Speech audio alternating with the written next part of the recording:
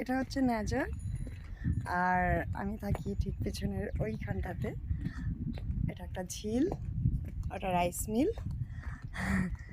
ছোটোবেলা 21 বছর আগে, প্রায় 21 বছর আগে আমরা এখানে এসেছিলাম।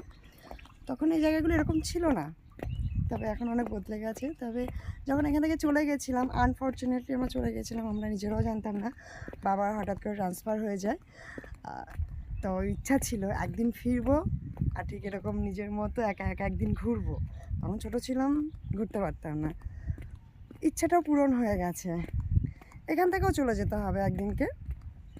মানুষ তো দীর্ঘস্থায়ী নয়, আর আমি ছোটো থেকে একটু যাযাবরের মতো। আমার একটা জায়গায় দীর্ঘক্ষণ টিকে থাকা না, আমার ফিজিক্যালি বা মেন্টালি দুটোর কোনোটাই সাথ দেয় না, খুব রোধ। এই সময়টা